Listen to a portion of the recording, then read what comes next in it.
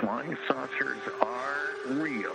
They've seen the aliens buzzing our missile silos. The UFO phenomenon, either we like it or not, is already very much part of our reality. That caused a compass needle to spin and spin. And that's where the whole seed for the idea of underground bases at Dulce was planted. They had very large eyes, and, I found their stare extremely difficult to bear.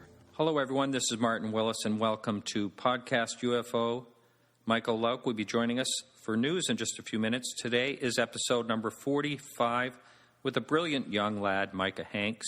He has a lot of interesting ideas of the future of UFO research and knowledge, what it may turn into in just a few decades. Great interview. I hope you hang out and listen to that. Well, after our review last week of the documentary Sirius, I was a little disappointed I didn't get more hate mail. I did have one person write me and say, why didn't I mention the production quality? And yes, the production quality was very good, a good soundtrack, and there I said it. I want to take just a second to thank the people that are helping us out. Well, Michael Lauk, he does the news coming up, blogs, articles. Mark helps out with transcribing the interviews. Peggy manages the ever-growing Facebook page, and thank you all for that. This show is listener-funded, and I wanted to thank Phil for an extremely gracious donation he made last week, but it did have strings attached. He wanted me to say that it was from a listener that has found an alternative to the mindless drivel all too prevalent on other syndicated shows. Those aren't my words. I also want to thank Peggy for repeated donations, Mark, Bobby, and there are a few others. Sorry I'm not thinking of you right now, but thanks so much. This show does run on listener donations, and I really do not like asking for them, but I always appreciate them when they come in. Well, that's enough of my babble. What's going on, Michael? We have a lot this week. Are you ready to jump in? Yeah, let's go. Okay. First of all, the Sci-Fi Network's Blaster.com recently carried the story of a retired pilot in Ohio who spotted 4 UFOs from his pickup truck on April 21st. You can read their coverage, which was reasonably fair, through the link in our show notes. The Blaster.com article also links to MUFON's website report of the incident. Yeah, I saw that, and he's like reporting, I think there was orange fireballs that were flying in formation and made absolutely no sound. You know, I mean, a lot of people say when people see these strange aircraft that they're, secret military, but I can't see how orange fireballs flying in formation making no sound could be secret military craft. I don't know. What do you think, Michael? I have no idea what our secret military craft is, but I think it is reasonable to say that if his description was accurate, it wasn't a meteor or anything like that. Yeah. Well, that's really not committing to anything. That's how I roll. Yeah, it's a good point, actually. Okay. So are we going on from there? Oh, yeah. All right. Irish?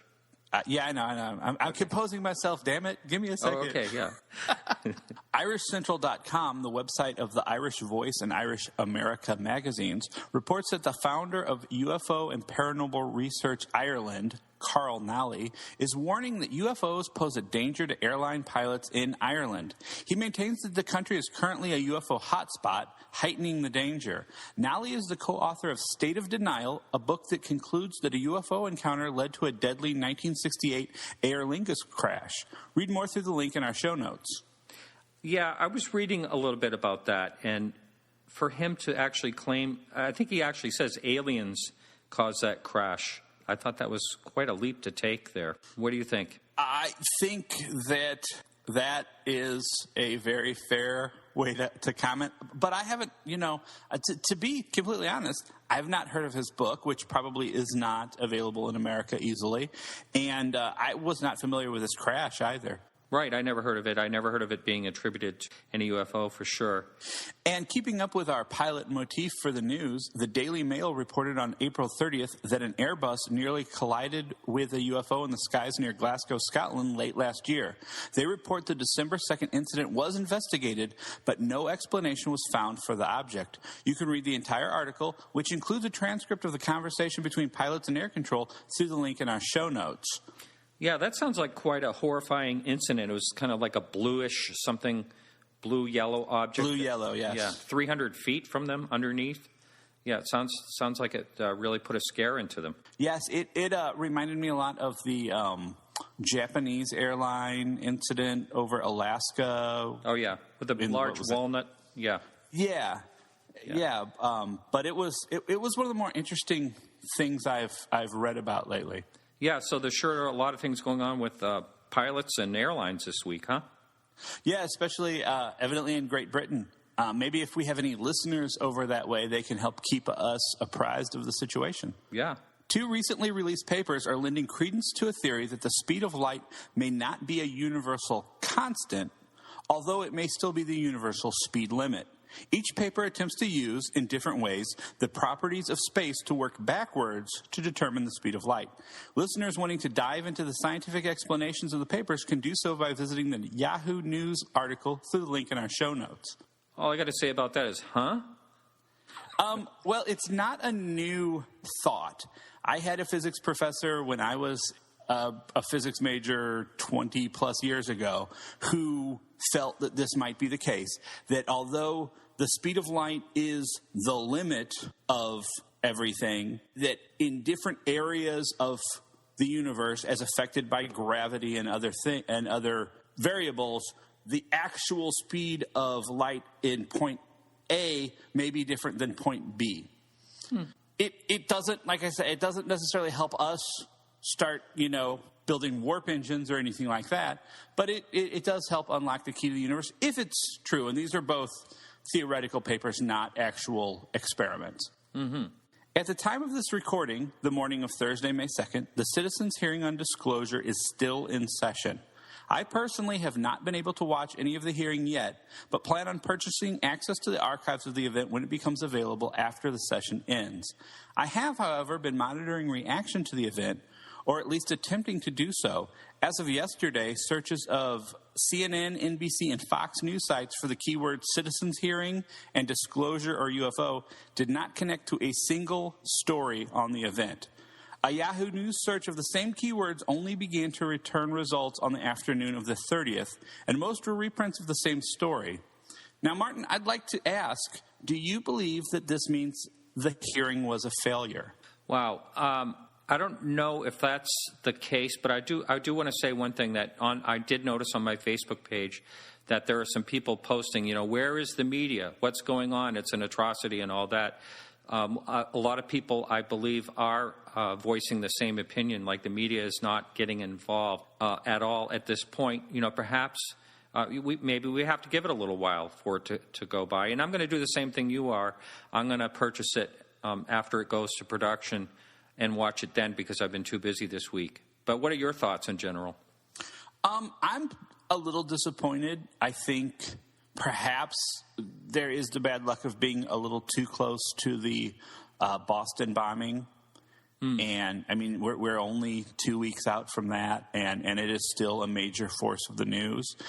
But I really was hoping for a little bit more coverage, to be sure. Yeah. It almost seems like there's more coverage in Great Britain than there is in the U.S. Yeah. Maybe, I don't want to sound like a conspiracy theorist, but maybe media is intentionally staying away from it. I don't know. That totally sounds like a conspiracy theorist. It does, doesn't it? Well, all right, Michael, I did get a hold of Peter Robbins, and he's going to tell us what's going on down in Washington. Great. That'll be fun to listen to, and I will talk to you next week. You bet. So, Peter Robbins, you're down in Washington, D.C. You're right at the press club now? I am, and it's a gorgeous day. We're on the 13th floor here, the top floor of this building, just a few blocks from the mall and the Washington Monument. All right. I want you to, if you would, just give us a general overview of what's going on. But on my Facebook page and a few other people have told me that there's not a lot of media coverage going on. Like there's nothing on CNN or Fox or anything like that. Any idea why? Nothing could surprise me less. These major media is pathological about not covering any serious news on UFOs. And why should they start now? Just because, we have this huge, very prestigious event with a panel of distinguished retired congressional representatives and 40 or so individuals that have been flown in from all over the world to offer testimony from a military or governmental or pilot or witness point of view. However, CNN was here the other day. The New York Times is here today, was here yesterday. Well, that's good. I had quite a long talk with the two reps for the Times. Whether or not, those comments will make the paper remains to be seen. I think what media is here today, is not making their presence terribly well known. No. However, I know that this morning's Huffington Post did a major piece on it. I don't have the URL, but if you go to my Facebook page, you'll find it. Yes. And you'll also find me in the lead photo. Any surprises at all? Anything you can let us know? Anything interesting happen? Lots of interesting things are happening. I don't know if I'd call them surprises. Lots of particulars of incidents that retired military pilots, or a wonderful, wonderful selection of officials from South and Central America have given for many of the people in the hall is new information. But it simply confirms what we've known for decades. Now, how about the interaction with the retired congressional figures? It's been extremely cordial, and it has been, I must say as an aside, fascinating from a kind of human perspective to look at these people hour after hour, day after day, to see them all having subtly different reactions to the degree of, some of them at times becoming extremely animated, asking very compelling questions, quite emotional about some of the testimony that they're hearing, and in other cases, individuals who you get the feeling, even though they're all being paid a very respectable honorarium for being here and taking the roles that they used to take when they were elected officials in a hearing like this, who are obviously a bit overwhelmed by what they're hearing. Really? Great. But we, witnesses, those of us that are testifying, have been interacting with them, especially at breaks, in a very cordial way. They've been asking overall good questions to build up their own information.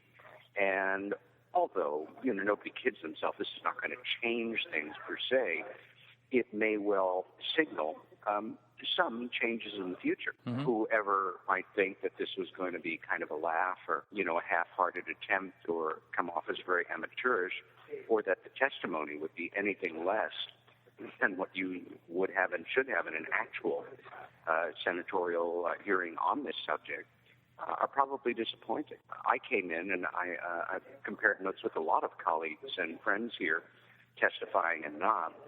Almost all of us came in hoping for the best, expecting something a little less, and literally all of us are very impressed with every aspect of the way this is being handled. Great. As far as you know, were there any known skeptics there? When you say skeptics, I'm guessing you mean, a professional... Yeah, like Shermer or anyone like that? Yeah. No, nobody that I've recognized, certainly, yeah. And also because this is a free and open event to the public. There is no charge. And so we are getting not just a bunch of accolades about the subject and, people who are genuinely interested in this, but an interesting cross-section of Washingtonians coming in to just sit and listen. That's great. All right. Thanks so much, Peter. You're most welcome, Martin. Okay, everyone, so hang in for Micah Hanks is up next. Flying saucers are real. They've seen the aliens buzzing our missile silos. The UFO phenomenon, either we like it or not, is already very much part of our reality. That caused a compass needle to spin and spin. And that's where the whole seed for the idea of underground bases at Dulce was planted. They had very large eyes, and, I found their stare extremely difficult to bear. Hello, everyone. This is Martin Willis, and welcome to Podcast UFO.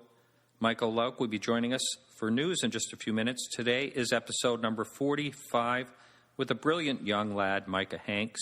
He has a lot of interesting ideas of the future of UFO research and knowledge, what it may turn into in just a few decades. Great interview. I hope you hang out and listen to that. Well, after our review last week of the documentary Sirius, I was a little disappointed I didn't get more hate mail. I did have one person write me and say, why didn't I mention the production quality? And yes, the production quality was very good, a good soundtrack, and there I said it. I want to take just a second to thank the people that are helping us out. Well, Michael Lauk, he does the news coming up, blogs, articles. Mark helps out with transcribing the interviews. Peggy manages the ever-growing Facebook page, and thank you all for that. This show is listener-funded, and I wanted to thank Phil for an extremely gracious donation he made last week, but it did have strings attached. He wanted me to say that it was from a listener that has found an alternative to the mindless drivel all too prevalent on other syndicated shows. Those aren't my words. I also want to thank Peggy for repeated donations, Mark, Bobby, and there are a few others. Sorry I'm not thinking of you right now, but thanks so much. This show does run on listener donations, and I really do not like asking for them, but I always appreciate them when they come in. Well, that's enough of my babble. What's going on, Michael? We have a lot this week. Are you ready to jump in? Yeah, let's go. Okay. First of all, the Sci-Fi Network's Blaster.com recently carried the story of a retired pilot in Ohio who spotted 4 UFOs from his pickup truck on April 21st. You can read their coverage, which was reasonably fair, through the link in our show notes. The Blaster.com article also links to MUFON's website report of the incident. Yeah, I saw that, and he's like reporting, I think there was orange fireballs that were flying in formation and made absolutely no sound. You know, I mean, a lot of people say when people see these strange aircraft that they're, you know, secret military, but I can't see how orange fireballs flying in formation making no sound could be secret military craft. I don't know. What do you think, Michael? You know, I have no idea what our secret military craft is, but I think it is reasonable to say that if his description was accurate, it wasn't a meteor or anything like that. Yeah. Well, that's really not committing to anything. That's how I roll. Yeah, it's a good point, actually. Okay. So are we going on from there? Oh, yeah. All right. Irish? Yeah, I know. I'm composing myself, damn it. Give me a second. Oh, okay, yeah. IrishCentral.com, the website of the Irish Voice and Irish America magazines, reports that the founder of UFO and Paranormal Research Ireland, Carl Nally, is warning that UFOs pose a danger to airline pilots in Ireland. He maintains that the country is currently a UFO hotspot, heightening the danger. Nally is the co-author of State of Denial, a book that concludes that a UFO encounter led to a deadly 1968 Aer Lingus crash. Read more through the link in our show notes. Yeah, I was reading a little bit about that, and for him to actually claim, I think he actually says aliens caused that crash. I thought that was quite a leap to take there. What do you think? I think that is a very fair way to comment. But I haven't, to be completely honest, I've not heard of his book, which probably is not available in America easily. And I was not familiar with this crash either. Right, I never heard of it. I never heard of it being attributed to any UFO for sure. And keeping up with our pilot motif for the news, the Daily Mail reported on April 30th that an Airbus nearly collided with a UFO in the skies near Glasgow, Scotland late last year. They report the December 2nd incident was investigated, but no explanation was found for the object. You can read the entire article, which includes a transcript of the conversation between pilots and air control, through the link in our show notes.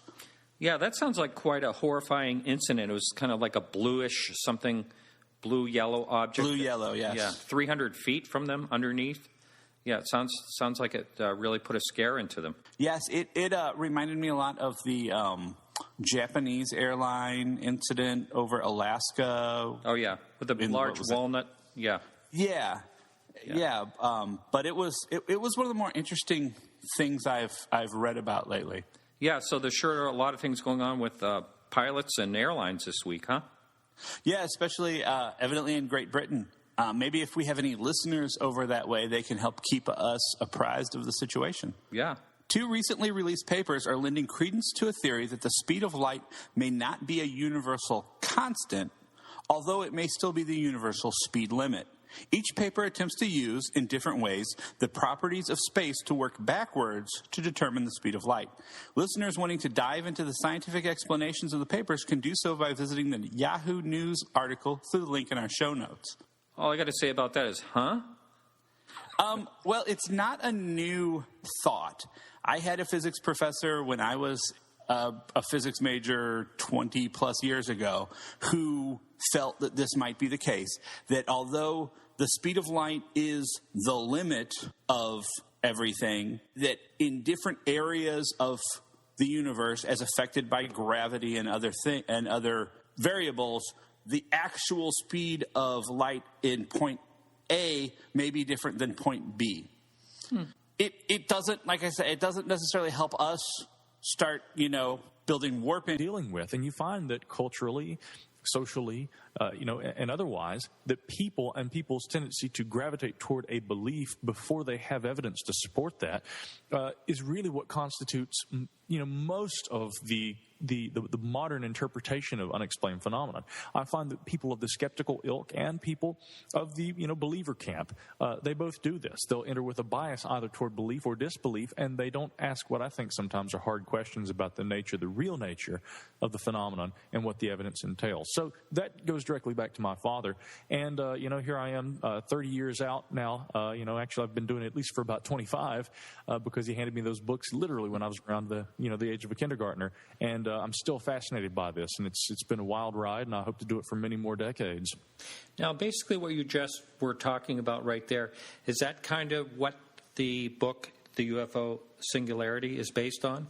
Certainly. There for a while I'd been comfortable calling myself a skeptic, and I don't know that I really like that title quite so much, and I'll tell you why. While I feel that I am certainly skeptical, I've found that that term and the use of that term has changed over time.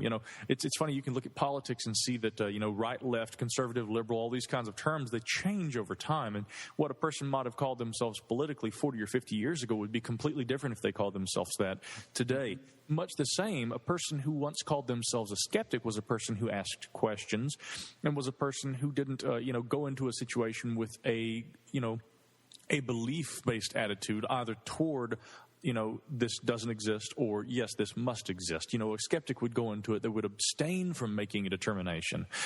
I find, again, that today, if you call yourself a skeptic, it is really that you are a person with a predisposition toward disbelief. And you go in, and it's funny because modern skeptics always talk about how believers use a confirmation bias.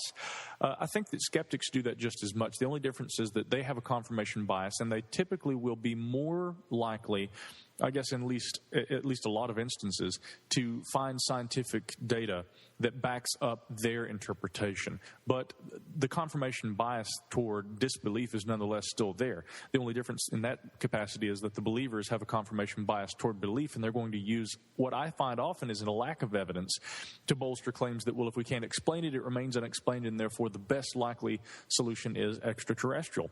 With the UFO Singularity, I try to come away from the extraterrestrial interpretation of UFOs and say, listen, again, as I'd already stated, we can look at the ongoing efforts toward disclosure that have been underway for decades already. You can go and download documents from the FBI and from the CIA. There was a really popular one recently, the Hotel memo, which actually has been known about for decades. Mm-hmm. But again, you see the way that the media treats that, and it's brought to public attention. That in itself is important because it does show that there is an ongoing effort toward disclosing secret government information about these things. But that doesn't, again, prove that extraterrestrial information exists and it's being withheld from the public, or that UFOs are, without question, extraterrestrial. So in that kind of gray area between belief and disbelief, the UFO Singularity emerged, where I began to try and look at technologies, current trends in technology toward where we're maybe going to be in the next couple of decades, and how I think that these sorts of technologies apply to the present-day study of UFOs, as well as where I think we're going to go with it by maybe the year 2025 or 2030, which is what many people believe will begin the knee of the curve of what we call technological singularity. And that briefly can be defined as simply the creation of an intelligence or technology that exceeds natural levels of human intelligence. So it's going to be a very exciting time if we continue unhindered with our technological rate of progression, because I think that a lot of the UFO questions will be answered as we continue to implement technologies in the aid of doing so. Ray Kurzweil, are you familiar with him? Absolutely. Yeah, I've listened to him, and yes, it sounds like this is sort of fitting together.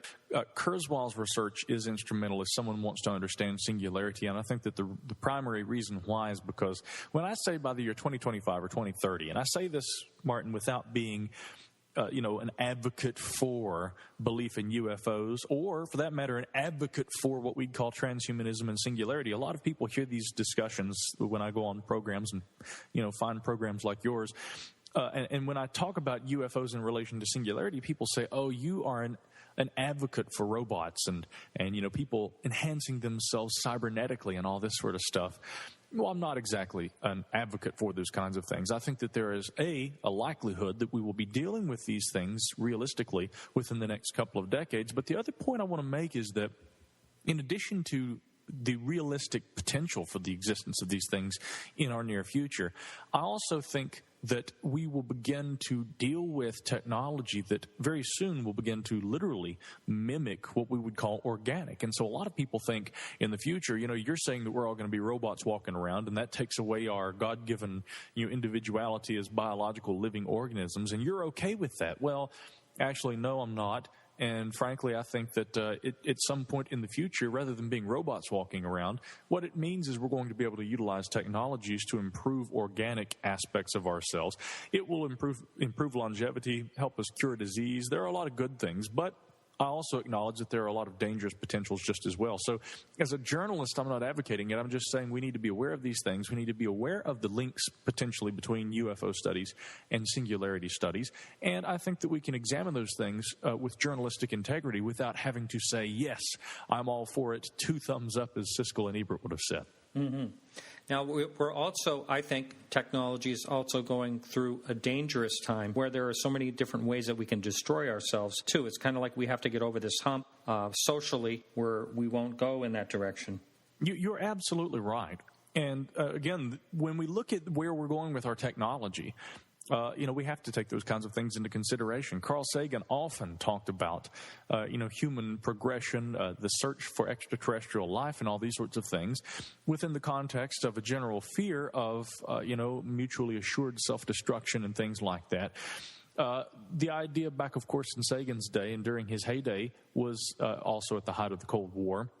It was a time when we were concerned about literally the longevity of our species before we could reach a point of technological ability to reach out to other intelligent beings elsewhere in the galaxy. Would we live long enough to do that before we destroyed ourselves with nuclear proliferation? And furthermore, the question I think that Sagan and others had put forward during the height of the Cold War was also this. Is the inability or the apparent inability for us to be able to find evidence of advanced extraterrestrials the result of the same sort of thing occurring elsewhere in the universe? And the only thing I would say about that is that while it's obvious based on what we know and what we have observed of human nature, that that is a likely potential that we could, conceivably destroy ourselves even now. I think that we have to be careful about applying the exact same logic to what extraterrestrials may do.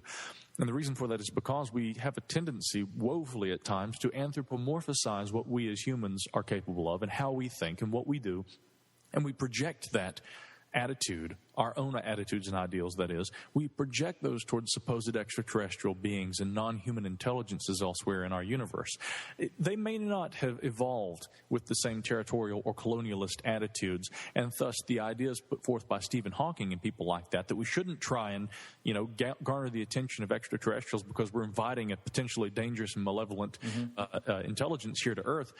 Sure, that possibility exists, but again, that is also filtered through an anthropomorphic kind of window, a kind of filter where we project our own ideals into those equations. It very well may be that other beings elsewhere don't have the same tendencies toward violence that humans do. I couldn't tell you whether or not that's the case. It's just that, indeed, we should be careful, I think, assuming that they would act like humans. But what we do know is that we are human and that humans have exhibited these kinds of, tendencies in the past. And whether it be looking at singularity or, contacting extraterrestrials, we do have to prove, I guess, to ourselves that we can live peacefully on this planet, that cultures can blend and merge and unite, and that we can do all these kinds of things and move together into that future without killing one another. That seems to be the lingering problem, that we can't stop fighting each other long enough to unite and move forward. Mm-hmm. We certainly do project our thoughts and our ways into just about every situation that we encounter. If you were to say what a UFO is, then I'm just trying to understand exactly where you're going with this. Do you think that it's advanced technologies like we are becoming? Yeah, that is a possibility. I think the most important thing, because often people, when they hear me, and I get a lot of questions about this, and actually, in fairness, I have to say I get some criticism from people too. People often will say, Micah, you don't sound like you're very decided on what you think UFOs are. And my rebuttal to that statement is, you're absolutely right. Mm-hmm. Now let me ask you why someone has to be definitive in terms of, what they think again, potentially unexplained phenomenon, what they think that actually is. I guess in the modern era, if you're going to sell books and if you're going to do television, you have to be a guy who's sitting there, and you have to be telling people what they're dealing with. You have to be giving people definitive answers. Looking at things philosophically, logically, scientifically. We can't look at UFO phenomenon and say we know for certain what we're dealing with. Mm-hmm. And when you have people on television who are sitting there saying it was aliens and they visited us in ancient times, you got to keep in mind, my pal Scotty Roberts and I, we put on a Paradigm Symposium. Many of the popular stars of programs like Ancient Aliens were there. I respect those people for their own outlook on life. And I disagree fundamentally with anyone at the same time who's going to sit there on television and say, yes, we're dealing with aliens. I want to invite all different viewpoints, but I want to look at them all for what they are, take into consideration that everyone has their interpretation, and look at where the facts lie. That's why I've dealt with people like that in the past and call many of them friends, By the same token, I couldn't tell you in good conscience, I couldn't tell you that at the bottom of my heart, I know what we're dealing with, and that in every instance a UFO can be explained as an extraterrestrial intelligence that's been amidst humankind since, time immemorial. I couldn't tell you that they're always secret government craft. I couldn't tell you they're always time travelers from the future, or that there's some sort of a secretive robotic intelligence that exists in our midst here on Earth today.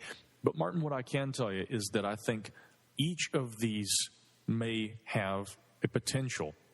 Each of these may be one part of the greater mystery, and that the first fallacy of ufology that most researchers put forward is that, we know what we're dealing with, and thus the confirmation bias comes into question. Again, if we move forward thinking that we have all the answers, what we're doing is we're not actually getting to the bottom of the mystery. We're just going forward, and we're kind of trying to bolster our own heartfelt, belief-oriented feelings toward what UFOs are. Mm-hmm. In many instances, I've gone and I've been at events, whether I'm speaking there or just attending, as an actual attendee or a journalist or whatnot.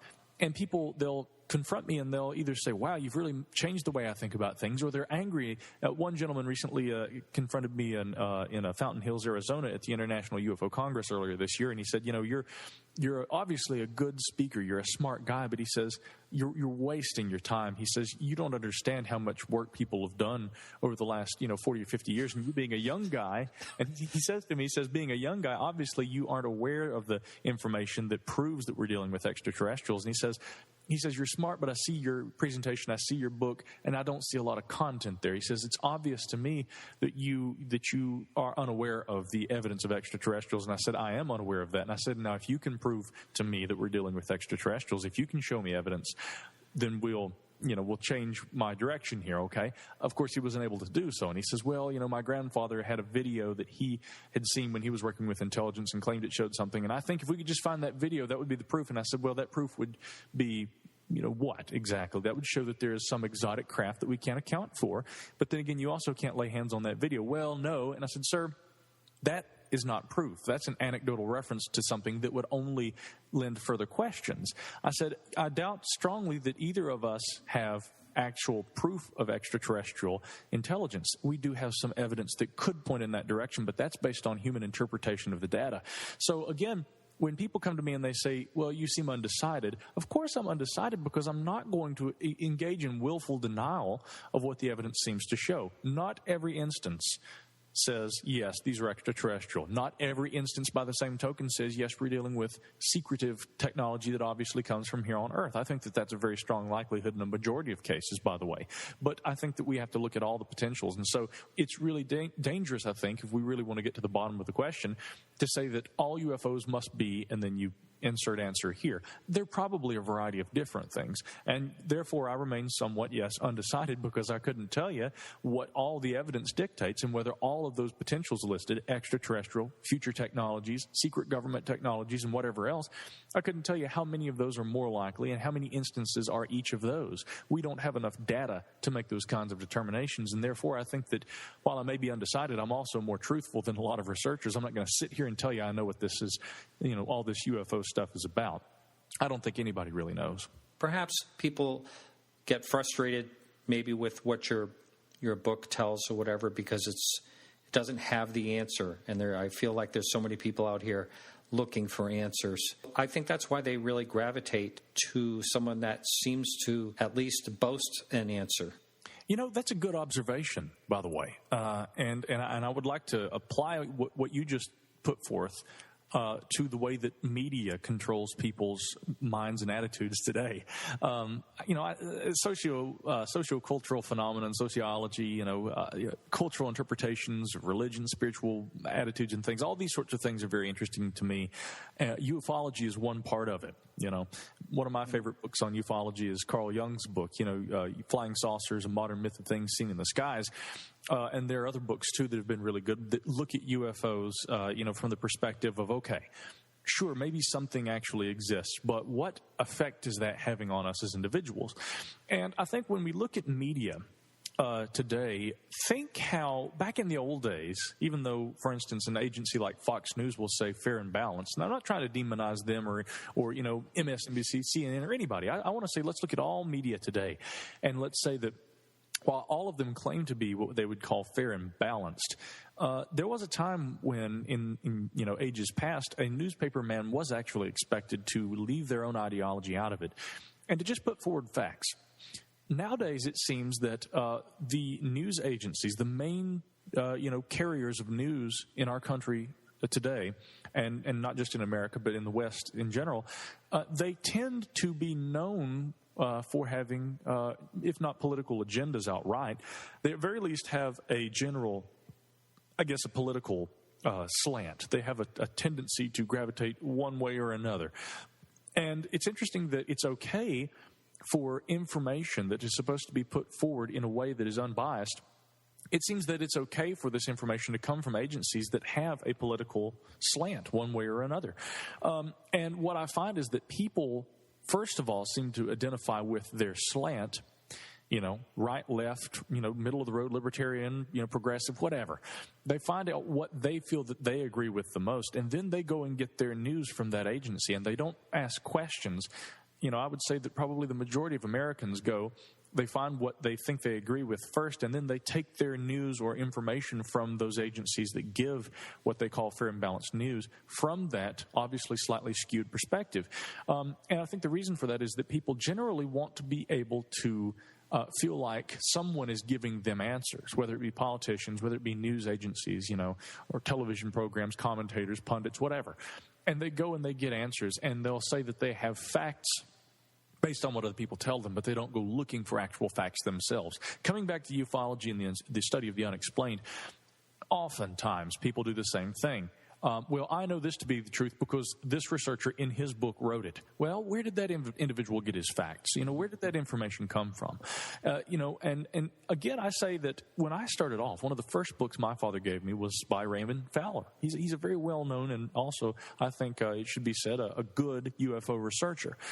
But the title of the book was UFOs Interplanetary Visitors, and there seems to be a logical leap made right there because we don't have absolute hard proof. We have some evidence that seems to point in that direction, but we don't have proof conclusively that there are aliens being kept on ice, at Wright-Patterson Air Force Base and whatnot. There have just been some quote-unquote whistleblowers who have come out over the years and claimed that they've had information or access to information, or even seen outright themselves this sort of thing. And thus we base our information as it pertains to UFOs and aliens on the claims of those individuals. But, just because somebody wrote about it in a book doesn't mean that it is the gospel truth. And so many people do the same thing they do with the news every day. They go read a book, and as long as what they, at their heart, in a romantic, emotional kind of way, as long as what they believe seems to be what's being put forth in that book, people gravitate toward it and they say, sure, there we go, I accept that. And they bring it into their reality and say, here, we're dealing with this.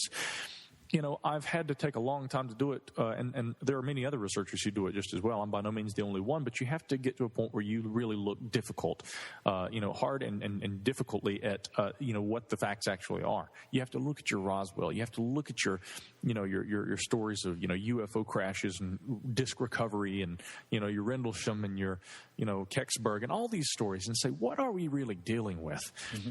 And, sometimes the conventional idea or explanation is not necessarily what the facts best dictate when you dig deeply enough. That's just the truth. And so I think that whether it be people looking for an answer to their politics or to what the news is carrying about, suspected acts of terrorism in America and elsewhere in the world today, or whether it has to do with UFOs or Bigfoot or anything else, go and look for the evidence yourself. Go find your firsthand information, your primary sources and your information. See what the actual facts dictate, and don't just let some talking head, whether it be me or you or anybody else, don't let us just tell you what is and what is not. So many people are lazy in the sense that they're willing to do that and allow somebody who sounds like they know what they're talking about to just make up their minds for them. Don't do that. Mm-hmm. The one thing about UFOs in particular is that they're so fleeting. We're not able to examine them.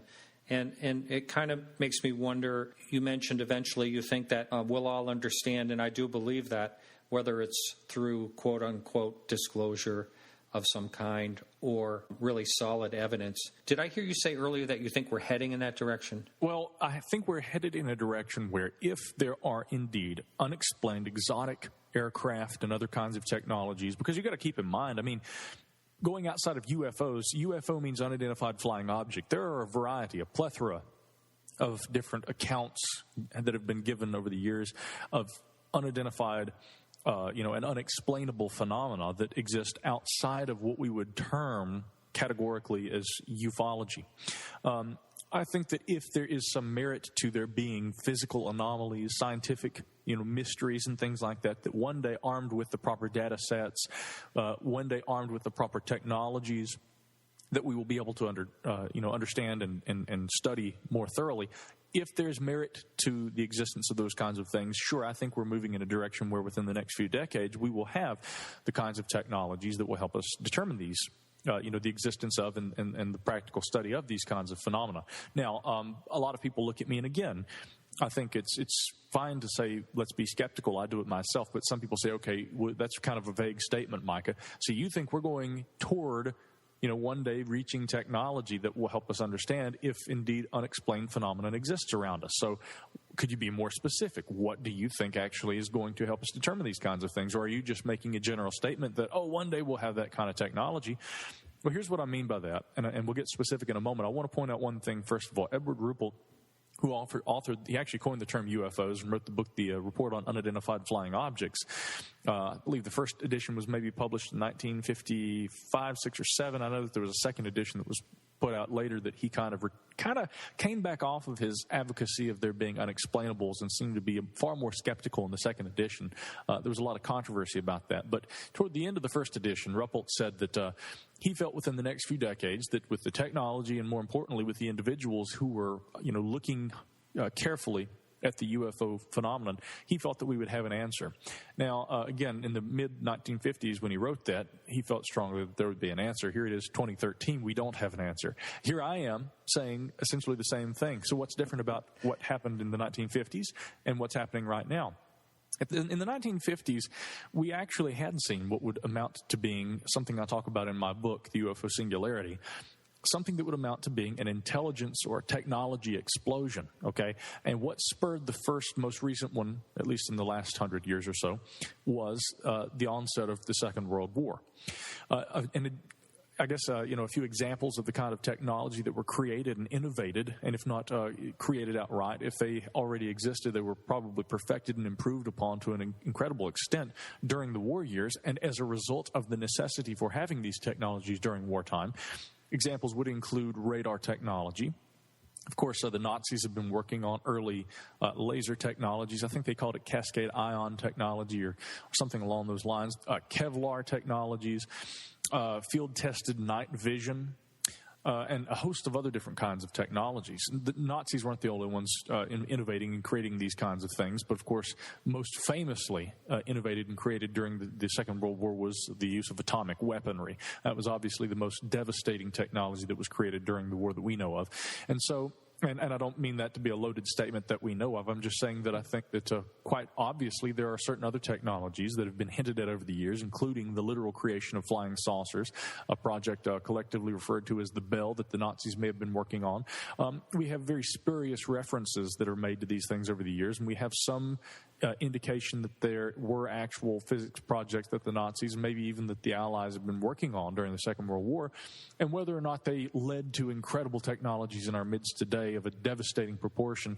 Nonetheless, those technologies were probably clandestine enough, even at the time and even today, that they are largely kept classified. I think that there's very little information that's released about those kinds of things because of what the implications would be if that were released to the public, if people knew every little fact and every bit of data. So, again, I point that all out to say that, we had essentially what amounted to being a technological explosion that occurred during the Second World War as a result of the necessity for innovation that war, brings.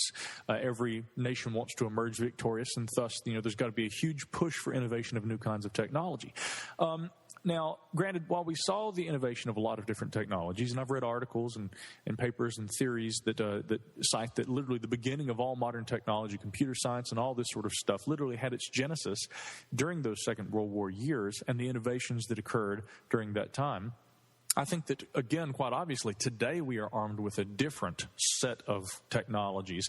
And although hopefully we're not going to be entering an armed global conflict, and thus, looking at the weaponization of technologies, I think that we're looking at the creation of a different kind of series of technologies, perhaps that will work with one another, that will be better suited for literally determining scientifically what aspects of the physical universe may exist around us that we aren't capable of perceiving directly right now. Some examples would be nanotechnology, which will be useful in terms of the creation of reverse computation on a microscopic level, which gets into the question of reversible computerized components. When I say reverse computation, essentially this is a kind of computation that works in such a way that it is highly energy efficient. And of course, when you're so small as what would be entailed with microscopic or nanotechnological computer components, that many hope that we will not only be able to utilize and mass produce, but what we're already experimenting with the beginnings of today. When you have something that's both small and also energy efficient, you get into the realm of being able to be near negentropic, or in other words, we're talking about computational components that will literally be able to work almost in the absence of the expense of heat or the loss of what we measure and call entropy.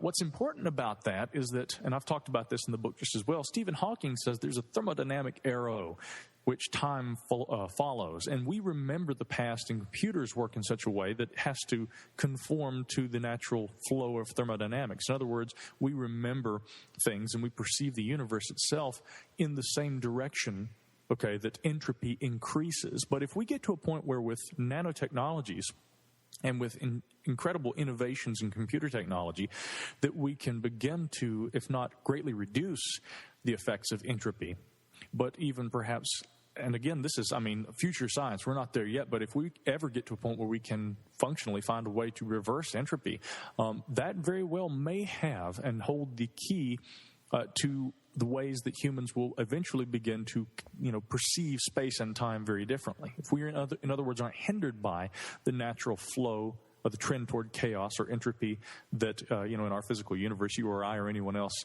must, I guess, sustain right now. If in the future humans aren't hindered by that, it may change on a perceptual level what we're capable of seeing. Another thing, too, is, of course, the creation of artificial intelligence, okay? If in the next few years or decades we are actually able to create thinking computers and computers that we could feed data into and that are capable of consciously interacting with humans and producing information, but doing it on a level that, in terms of computational logic, is far more efficient and exceeds greatly by several orders of magnitude what human logic and brain function can do. What happens when we feed data sets about UFOs to an artificial intelligence and say, help me determine, based on probability, what we're dealing with? Will artificial intelligences literally be able to take data that we have spent years and years and years collecting and information that we're capable of observing but not coming to determinations on? Will artificial intelligence perhaps be able to assist us in coming to, determinations about UFOs and other kinds of phenomena based on probability? That's another component, I think. And then finally, if we utilize such things as brain-computer interfaces, in other words, technologies that allow humans and biology to work alongside and with and even exchange information back and forth with computer systems, this too may improve human brain function, among other things, in such a way that it will increase natural levels of human intelligence. This gets into the realm of technological singularity, of course. And the idea here is that, again, if we perceive the world a little differently based on technology that we create, will it help us understand what underlies not just UFOs, but other kinds of scientific phenomenon in the world around us? I think so. It also may be the case that we'll determine that maybe there is no such thing as what we would call UFOs. Maybe there are a variety of other technologies that have been in our midst for a long time, some of them terrestrial, some of them emanating from our temporal future or whatever, and that these things have all been mistaken since the advent of the modern UFO era as being what many call extraterrestrial interactions with human beings. These kinds of technologies I've mentioned may help us make these kinds of determinations, but we're not to that point yet. And I do say that although we're not to that point, we're very close to that point. And that is essentially what makes the present day very different from what Ruppelt said back in the 1950s. We weren't on the verge of creating, to my knowledge, nanotechnologies and artificial intelligences and things like that back in the 1950s, but we are today. And so we're living in a very exciting time, Martin, where literally within just a couple of decades, we may have at our disposal technologies that will answer a lot of these riddles for us. Wow. How does the abduction phenomena fit into all this? That's a very interesting area to me. Much like UFOs, and the way that UFOs can be, to my satisfaction, broken down into a number of different possible categories, I think that abduction phenomenon should be taken and first separated from UFOs.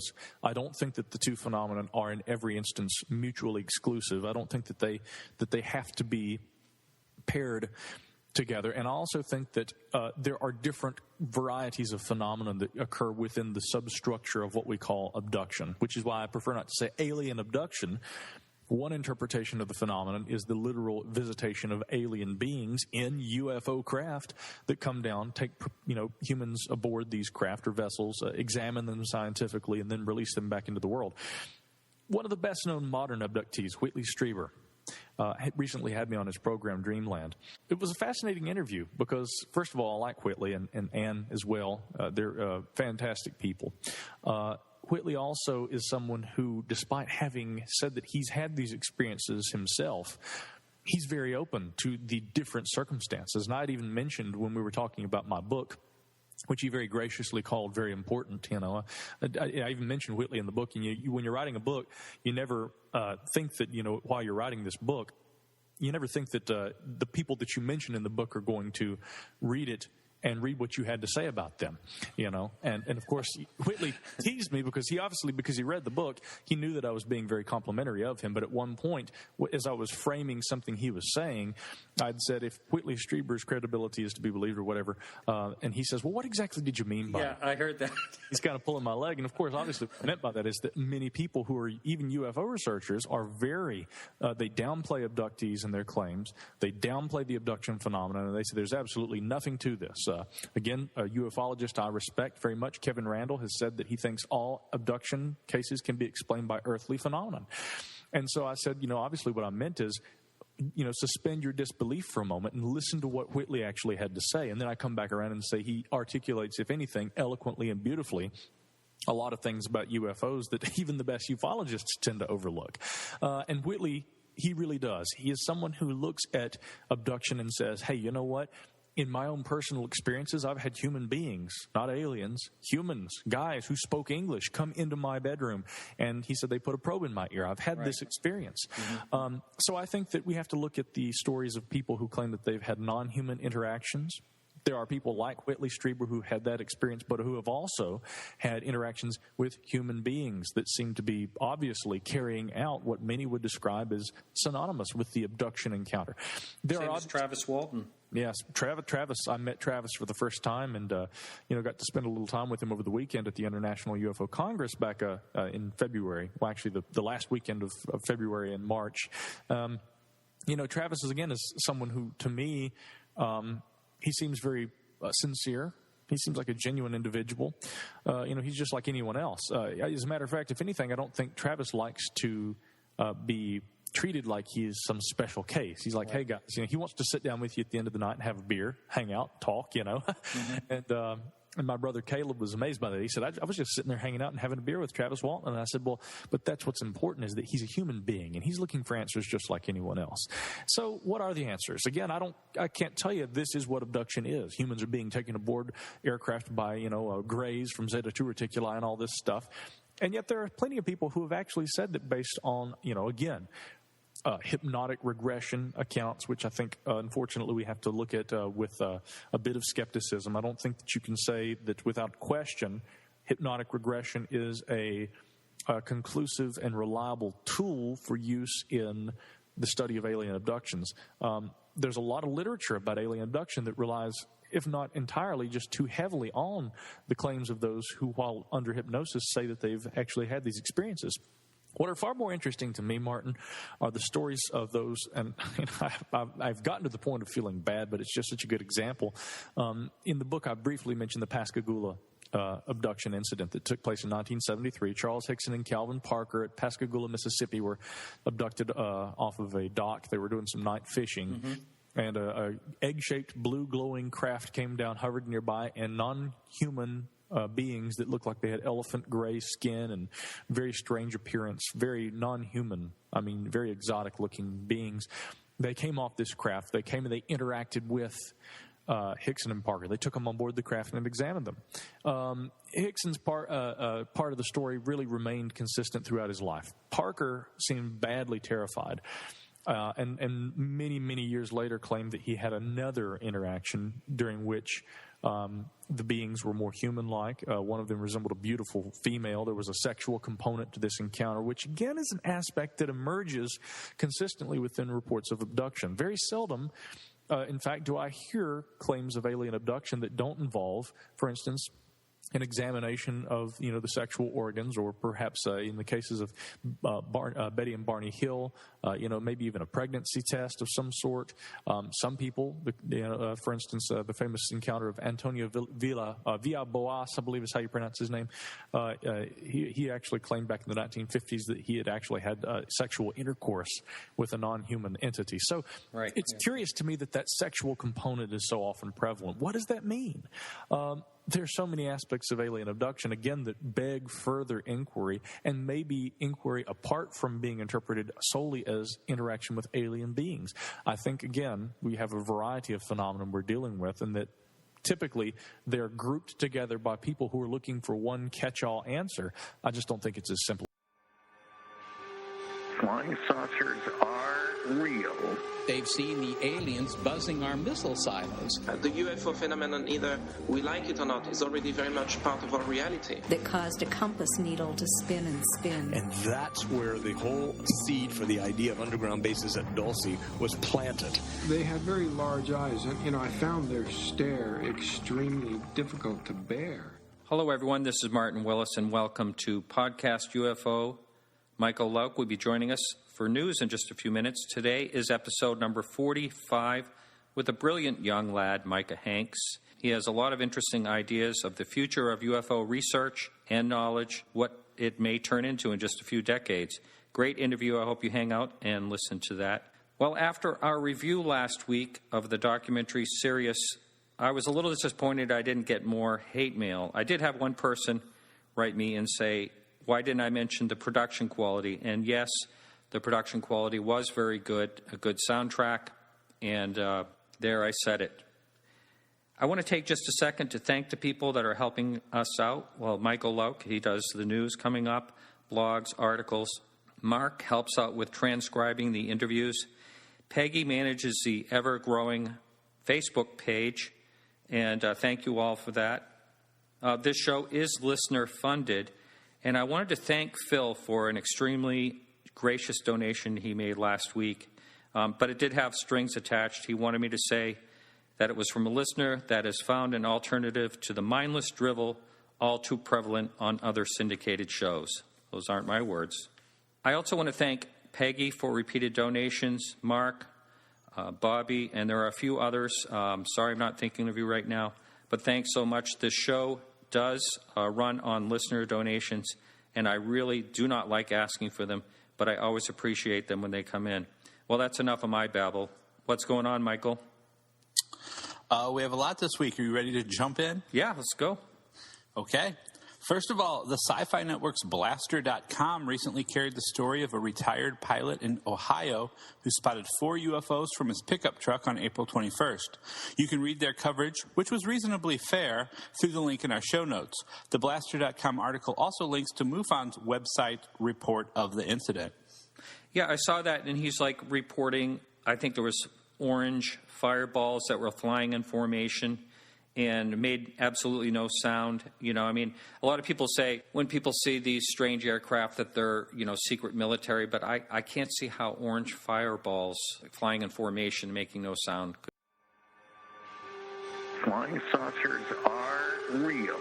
They've seen the aliens buzzing our missile silos. The UFO phenomenon, either we like it or not, is already very much part of our reality. That caused a compass needle to spin and spin. And that's where the whole seed for the idea of underground bases at Dulce was planted. They had very large eyes, and, I found their stare extremely difficult to bear. Hello, everyone. This is Martin Willis, and welcome to Podcast UFO. Michael Lauk will be joining us for news in just a few minutes. Today is episode number 45 with a brilliant young lad, Micah Hanks. He has a lot of interesting ideas of the future of UFO research and knowledge, what it may turn into in just a few decades. Great interview. I hope you hang out and listen to that. Well, after our review last week of the documentary Sirius, I was a little disappointed I didn't get more hate mail. I did have one person write me and say, why didn't I mention the production quality? And yes, the production quality was very good, a good soundtrack, and there I said it. I want to take just a second to thank the people that are helping us out. Well, Michael Lauk, he does the news coming up, blogs, articles.